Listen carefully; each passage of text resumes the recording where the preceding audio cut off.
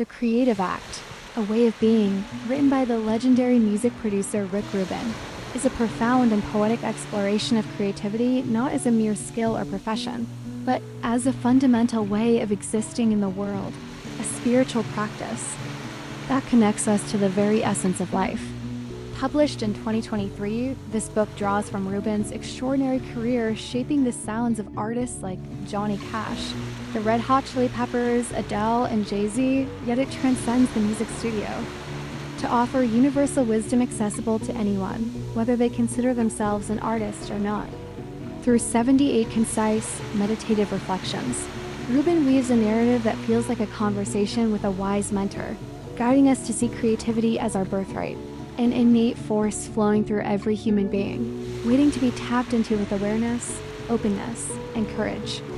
This narration, crafted as a single flowing script, delves into the heart of Rubin's philosophy, inviting listeners to embrace creativity as a way of living fully, deeply, and authentically.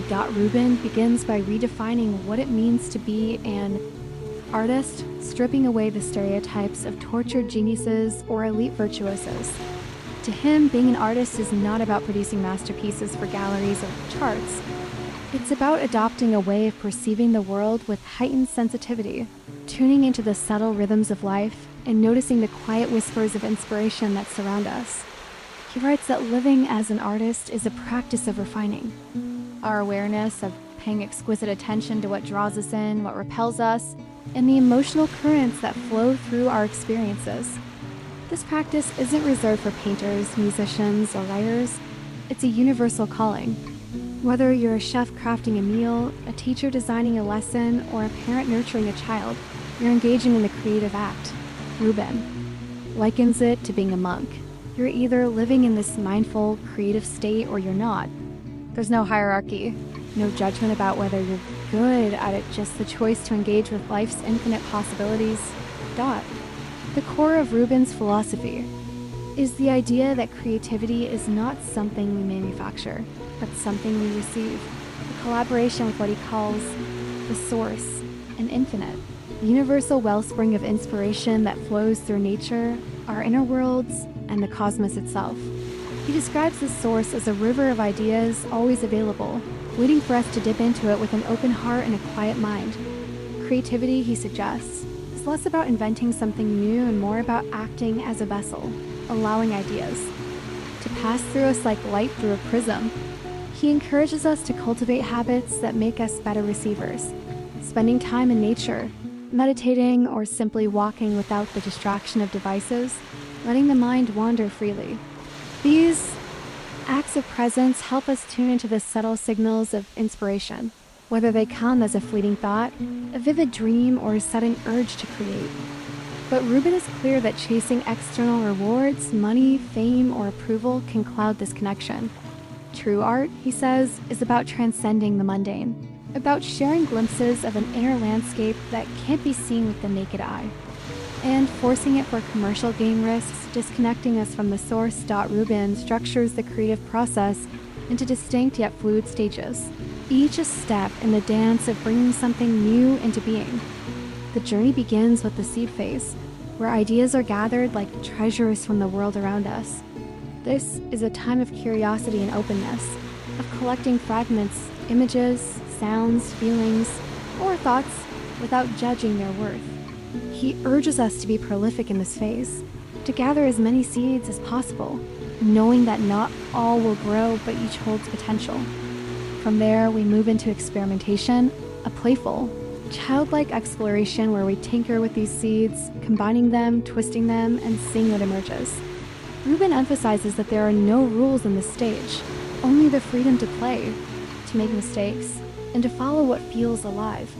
He reminds us that children create without fear of judgment, and we must reclaim that same uninhibited spirit, trusting that the process itself will guide us. The next stage, crafting, is where the work begins to take shape. This is the meticulous, sometimes painstaking process of refining the raw material, guided not by rigid plans, but by intuition and energy. Rubin advises following your inner compass, even when it conflicts with external advice. It's better to follow the universe than those around you, he writes. encouraging us to trust the subtle nudges that tell us what's working and what isn't. He speaks of building habits and environments that support this process, perhaps. A quiet space free of distractions, a routine that primes the mind for flow, or even collaboration with others to spark new perspectives. Yet, he acknowledges the challenges that arise: self-doubt, creative blocks, and the temptation to overthink.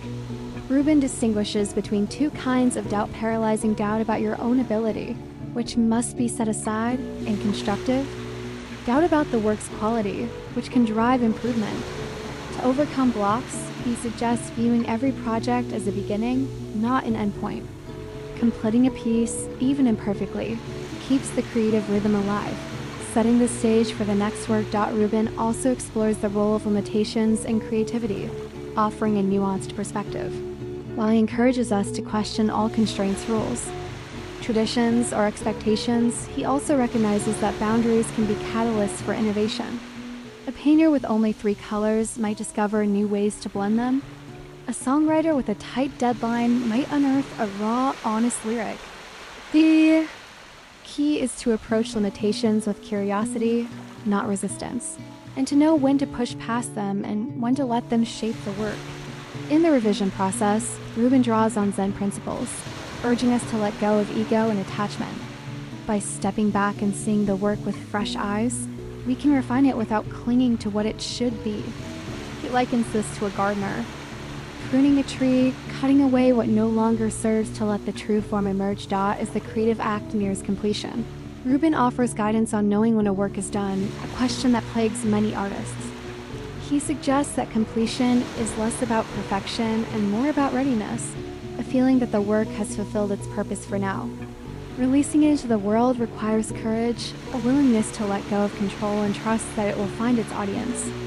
Rubin emphasizes that the purpose of art is not fame or impact, but connection first with ourselves, awakening something within, and then with others, stirring a feeling, a memory, or a shift in perspective. He challenges the myth of the tortured artist, advocating for a mindset of abundance over scarcity. Inspiration, he reminds us, is not a finite resource. It's always there, waiting for us to invite it in through patience, openness, and trust. Throughout the book, Rubin weaves stories from his own life, though sparingly, letting his experience as a producer serve as subtle proof of his principles. He recalls moments of guiding artists to trust their instincts, of stripping songs down to their emotional core, or of waiting patiently for the right idea to emerge. Yet, the book is less about his achievements and more about the universal truths he's uncovered. He positions the artist as a steward of the unseen, a conduit for ideas that belong to the collective, not the individual.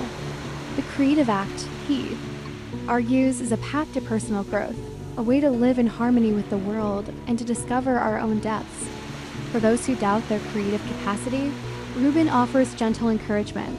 Everyone is an artist, and the act of creating is a journey of becoming, of aligning with the infinite possibilities within and around us. The creative act, a way of being, is ultimately a call to live with curiosity, courage, and wonder, to see every moment as an opportunity to create, whether through art, relationships, or the way we move through the world. Rubin's words are both grounding and transcendent, reminding us that creativity is not a destination, but a way of being, a practice of staying open to the mystery of existence. By surrendering to this process, playful, mindful, and unburdened, we transform our lives into a continuous, joyous expression of the infinite, becoming not just creators of art, but creators of ourselves.